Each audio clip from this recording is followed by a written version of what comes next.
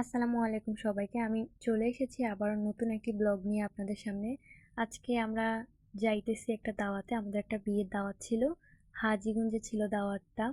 তো আমরা সবাই রেডি হয়ে যাইতেছি। মিতু, আমি, আমার হাজব্যান্ড আমরা যাইতেছি। আমরা অবশেষে চলে এসেছি হাজীগঞ্জ আনন্দ প্লেসেই কমিউনিটি সেন্টারটা ছিল।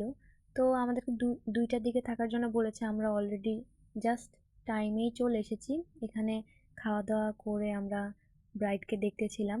তো আমি খাওয়া দাওয়ার ভিডিওটা করতে পারিনি, কারণ এখানে সমাজের একটা ব্যাপার স্যাপার আছে, সবার সামনে ভিডিও করতে আসলে পারা যায় না।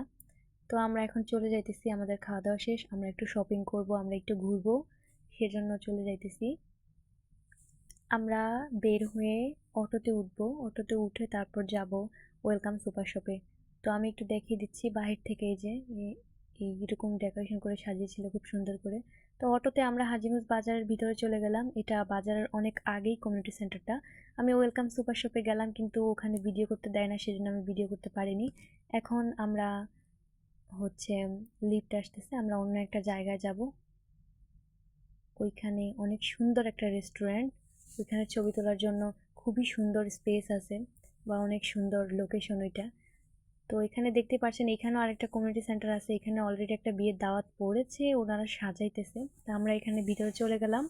এটা ফুড লাভার্স, হাজীগঞ্জের ভিতরেই। তো আমরা ফুড লাভার্সে চলে এলাম। আমার হাজব্যান্ড জিজ্ঞেস করতেছে আমরা কি খাবো। তো আমরা অলরেডি ভিতরে চলে গেলাম, আমরা দেখতেছি কি খাবো। তো সবাই মিলে সিদ্ধান্ত হলো আমরা 3টা বার্গার খাবো। আমরা 3টা বার্গার খেলাম। এখানে বাচ্চাদের জন্য খেলাধুলার একটা স্পেস আছে, অনেক সুন্দর।